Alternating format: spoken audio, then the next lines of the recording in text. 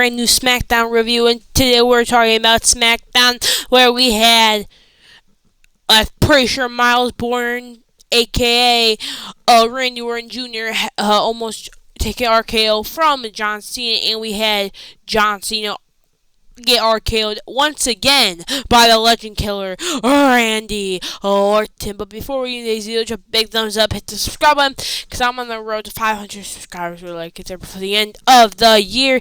Anyway, let's hop into today's video. So the show started off with Damian Priest and LA Knight talking trash, and ended up turning into a Bloodline, Solo, and Jacob versus Damian Priest and LA Knight. This was a pretty solid match. Jacob and Solo doing normal stuff. LA Knight and Damian doing normal stuff as well. Kicks, hard slaps, and stuff like that. And then, of course, the ending of the match was, of course, the sad fall off of Solo Sikoa when he got hit with the BFT. Anyway, and then Jacob Fatu attacked LA Knight and Damian Priest, but then when Jacob Fatu was celebrating holding up his United States Championship, he got kicked straight in the face. That is because Drew McIntyre hates him. I don't know. And then Drew McIntyre was holding up the championship and basically saying he's going to be the next champion. I don't know what to think about it. I don't know if I should be concerned if Jacob is going to lose his title or not. I don't know. I don't know what to feel about it. I don't know. Anyway, we came up to backstage and we see R-Truth holding Let's Go Cena, and Big Jim again trying to say, but Cena sucks. He said, no, Let's Go Cena. And he's just saying that. Anyway, Drew McIntyre basically said he got screwed once again, basically saying, I won that number one contenders match. And yes, it was a disqualification, but yes, I won. I don't know why Damian Priest is in the match. I don't know why LA Knight's in the match. They both should be at the back of the line because I earned that shot at that championship, and he's correct at it. I don't know why he did not. I don't know why. I'm not even joking. I don't know why. It wasn't just a 1v1 match because he won the number one contenders match. Then, what's the point of the number one contendership match if you weren't actually going to go through with it? You're dumb, Nick Aldis. You're dumb, and you forgot about this guy anyway because you didn't include him in the match in the first place, but then someone let it remind you he was in the first place. You're so dumb, Nick Aldis. You are the dumbest person I've ever met in my entire life. How did you forget that you had a number one contenders match the week before, and then last week you realized you forgot that you had that? I don't understand how dumb you can possibly be. That is just disgusting behavior. Anyway, it was Aleister Black cut a promo, and this was an interesting, nice promo, I say, from Aleister Black. Basically talking about how he came back with the Miz. He's not the same person he was when he left WWE 5 years ago. He's a different person. He's calculating and all this stuff. And he says, Mello, I don't know much about you. Or do I? Which kind of was scary. I'm not going to lie. I kind of like this new character from Aleister Black, whatever this new character is. Anyway, we had the, again, return of Alexa Bliss on WWE television, tagging with Zelina Vega against Chelsea Green and one half of the Secret Herbis in Piper Niven. This was a pretty solid match. We honestly are always basically waiting for Alexa Bliss, but Zelina Vega hit some 619s, this cool flippy stuff. I don't even know what this was. But somehow this was hit on Zelina Vega. But then, of course, Alexa Bliss got in the whole match. Chelsea Green was scared of her. I don't know why. But then she did her cool stuff.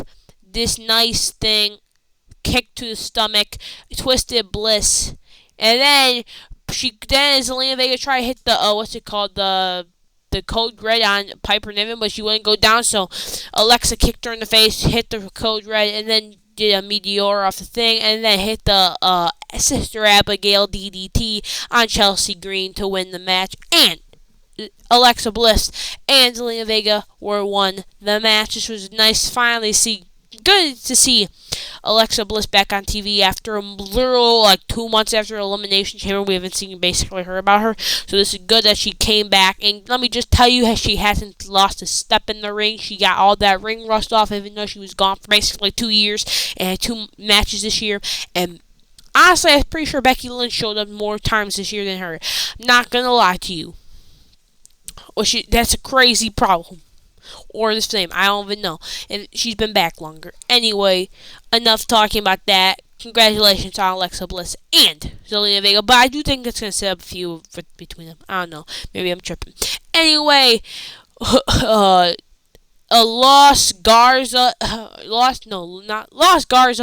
did attack Rey Fenix, and someone did not do their job. And the driver, I think the driver drove Charlotte the wrong way. I think the driver was supposed to drive her to the airport where she belongs. But somehow she showed up back here, and honestly, all she said is, "Why do you guys boo me? Why do you guys just disrespect me? I'm the queen. I'm the GOAT. I'm the greatest of all time of women's wrestlers. I'm the And I said, "Nobody cares, Charlotte. Nobody cares." And she said, "You know what? If you guys don't disrespect me, I'm gonna leave." So she left. And I started saying, "Na na na na, hey hey hey, goodbye. Nobody wants you there. You've ruined." Oh, by the way, she was capping right from the get-go, saying she had the greatest women's WrestleMania match of all time. What are you talking about? That match was absolute doggy voodoo. Though, thinking about it, I kind of liked it. I thought it was not that bad, but still, it's not the greatest women's match of all time. The botches are crazy that you think that. I can't believe you. Oh my God, why are you lying? Anyway, we had a stare down from Charlotte and Jade. I'm telling you, it's gonna start a feud. I'm telling you.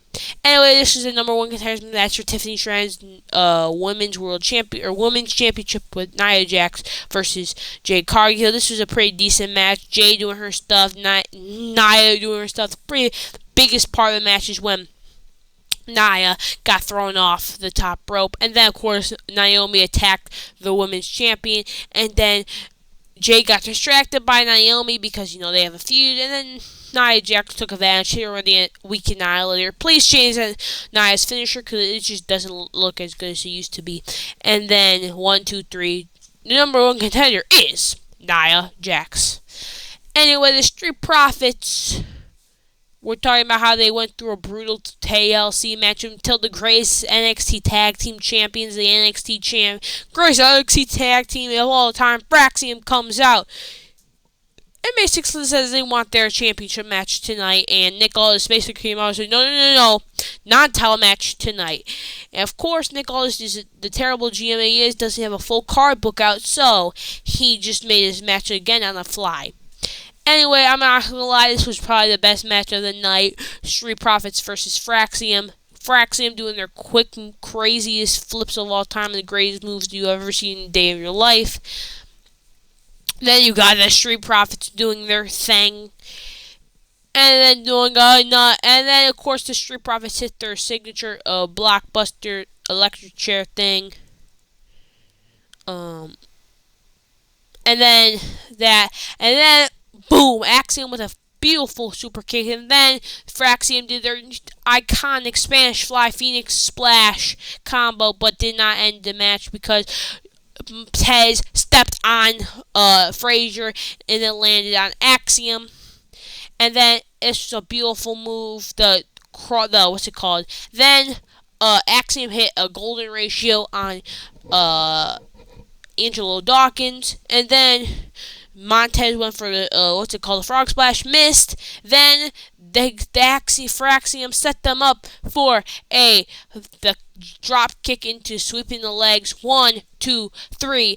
Fraxium wins the match and probably will get a match against them for the titles, but probably will lose because you know how WWE works. When they have wins against the champions, they're probably going to lose their next time they face. But I'm glad the greatest NXT champions of all time, the greatest NXT tag team of all time is getting a W over a legendary tag team in the Street Profits. And if you saw what I posted, you know, hey, you know that we need Fraxing with the main roster tag team gold, if you know what I'm saying. Yes, sir. Anyway, it was time for Aleister Black and Carmelo Hayes. This was a pretty solid match. Again, this guy been selling the same eye injury for the last 5 years. Can't believe he's been selling that injury. Anywho, Carmelo and Aleister had a pretty solid match. Pretty honestly, the same match. This was a nasty knee to Carmelo's face. But then, surprisingly, the match ended in a roll-up after The Miz tried to help Melo, but didn't really help out because apparently Aleister Black has spider senses or something, because he apparently sensed that Carmelo Hayes was about to hit him from behind, but then he ducked, and then Carmelo Hayes hit The Miz and grabbed, and then of course Aleister Black rolled Carmelo Hayes up and then hit a beautiful nasty black mask on The Miz, and Carmelo and The Miz were just standing there like that. And tough week, another tough week for them. Nothing but Miz. I can't believe that happened, and I can't believe that Aleister Black is Spider-Man. But this man has spider senses, bro. Ain't no way he has Spidey senses. That is crazy. You know who also has Spidey senses? AJ Styles. That man did the same thing against Karrion Kross like a couple weeks ago, like a month ago. That's crazy. We have two people that I don't even know. Who would be Miles Morales? Who would be Peter Parker? Who would be Peter B. Parker? The questions are just crazy. The multiverses of Spider-Mans are just piling up. My bad. Anyway, we saw Solo saying, the number game's not on our side, man. The number game. And then Jacob crashed out and said, no. I'm going to dog walk LA Knight. I'm going to dog walk Damian Priest. I'm going to dog walk Drew McIntyre. I'm going to dog walk all of them. I'm going to do all of them. Pause. And he basically said he's going to take care of himself, and Solo got a little bit mad. Okay. And I hope Solo doesn't cost him, because literally Backlash is tomorrow, and I hope he doesn't cost him. By the way, there was a commercial advertising Backlash, which means for tickets. Which means this thing is not sold out. Which means they need to still sell more tickets. And this is what happens when you asking people to spit up $40,000 for a ticket. That's what happens, WWE. Lower the prices, please. I'm never gonna be able to go into another WWE event ever again. I'm too poor for that. Anyway, enough talking. DIY attacked that Fraxium for no earthly reason on a basketball court, nonetheless. It's crazy. Anyway, we had Los Garza take on Rey Fenix and Andrade. This was a pretty good match. Of course, this was a beautiful match. Berto showing out why he should be a single star and getting a main roster push right now. This was a beautiful move by him. And then, of course, Andrade pulled out his signature move, even though it should be his finisher. But it's whatever. And then he hit the message after Rey Fenix did a beautiful flying cross thing after he left the ring and went to Jupiter because he was told to go there after something. And then Berto took the pin, and Santos Escobar was all mad and stuff, saying, why did you do that? You know what, this makes this group look like you're a loser, or something like that. And, whatever it was. And, Berto crashed out and basically left out, and he basically probably gonna leave the, El Fantasma, forget what it's called. I don't know, Los Garzas or whatever this group is. Fantasma. Elgado del Fantasma. There we go. Anyway, John Cena had Mark Nash redo his entrance again, and then he basically said Randy Orton is a liar. His Bob Senior or Bob Orton Sr. is not known for nothing. Bob Orton Jr. is famous for knocking up Randy Orton's mom. And Randy Orton is famous for riding on my coattail. And you want to know what Randy's gonna do at Backlash? He's just gonna be just like his 2006 drug test, failed, which is a crazy line. Is a crazy line. Bringing up Randy Orton's failed drug test in 2006. That is crazy. And basically, he says, "Loyal hustle." Randy doesn't got that. He's not loyal. He's not loyal. He's not loyal to him. He's not loyal to everyone. Respect. He has no respect to everyone. Basically naming off that. And basically saying, and that's why I'm the GOAT, and that's why I'm the real last champion. But then someone came up behind him, looked like Randy Orton, tried to RKO him, but then Cena grabbed him into an attitude adjustment, and then he grabbed the title once again. But then, of course, Randy Orton came out of nowhere and actually RKO'd him, because that guy was not the real Randy Orton. I'm pretty sure it was Miles Bourne from NXT. If you guys don't know who Miles Bourne is, he's basically Randy Orton Jr., but partially deaf. And his blonde hair. And has less tattoos. And is not as ripped as him. So basically, Randy Orton Jr. And then Randy Orton held the title up at the end of this SmackDown. And it's basically... And where I'm getting this from is basically I'm thinking... Randy's losing. Because if we take a back at Mania, when Cody kept beating down Cena every week and kept... standing tall with the championship overhead. He lost at Mania. I'm expecting Randy to lose at Backlash, though I won't hate it if Randy Orton becomes a 15-time world champion here at Backlash, if you know what I mean, but hey. Yeah. I wouldn't mind it one bit. Anyway, that was your SmackDown review. Put it down in the comments below what you guys think about SmackDown. Anyway, have a beautiful rest of the day. See you tomorrow for the Backlash review. Anyway, see ya. Bye.